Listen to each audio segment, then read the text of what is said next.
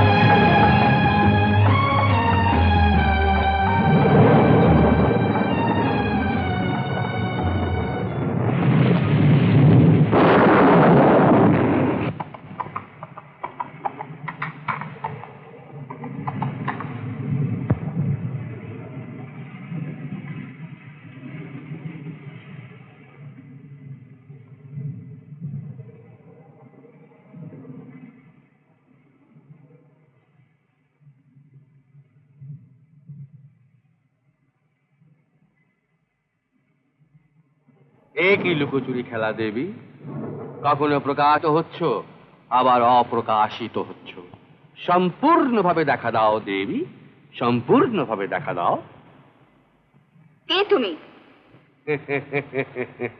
আমি কে? এ কি ছলনা দেবী, হ্যাঁ? তুমি কি সত্যি সত্যি আমাকে চেনো না? না, আমি তোমায় আগে কখনো দেখিনি। কিন্তু আমি তোমাকে দেখেছি। আহা, আহা, এ তো আগমন নয়, এ যেন একেবারে আবির্ভাব দেবী। আমি দেবী নই।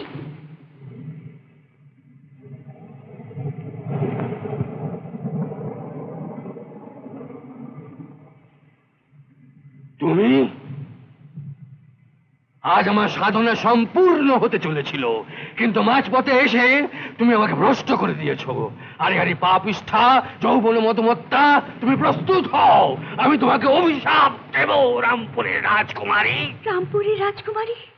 হ্যাঁ, রামপুরের রাজকুমারী। আমাকে ক্ষমা করুন, আমি খুব বিপদে পড়ে এখানে এসে পড়েছি। কিসের বিপদ? বাইরে বৃষ্টি হচ্ছিল তাই। এই দুর্যোগে বাইরে বেরোবার কারণ? এক অপদার্থ মাতালের সঙ্গে আমার বিয়ে দেওয়া হচ্ছিল। মিথ্যে কথা, মিথ্যে কথা। বিবাহের কথাবার্তা ঠিক হয়ে আছে, কিন্তু এখন হয়নি। আপনি এই কথাও জানেন? রাজকুমারী, মায়ের কৃপায় আমি সবকিছুই জানতে পারি, সবকিছুই দেখতে পাই। ভূত, ভবিষ্যৎ, বর্তমান। ওই ভরতপুরের রাজকুমার উদয় সিংহের সঙ্গে তোমার একটা বৈবাহিক সম্বন্ধ গড়ে উঠতে চলেছে, তাই না? জীবন থাকতে আমি এই বিয়ে করব না, হতে দেব না। শান্তি, শান্তি, শান্তি রাধা দেবী, শান্তি। একটা কথা মনে রেখো, যা ঘটবার নয় তা ঘটবে না, যা ঘটবার সেটা ঘটবে। হ্যাঁ? মা, মা কিছু বললি?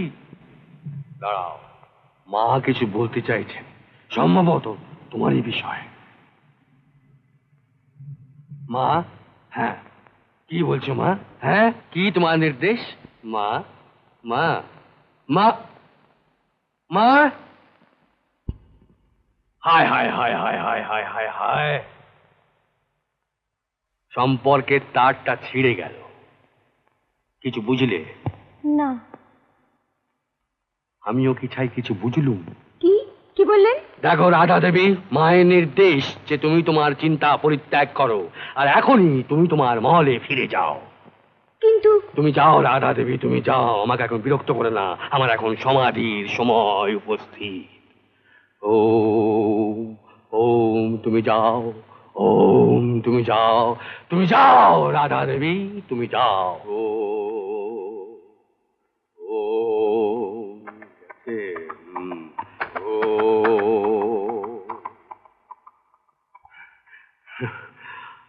আপনি বাঁচলে বাপের নাম,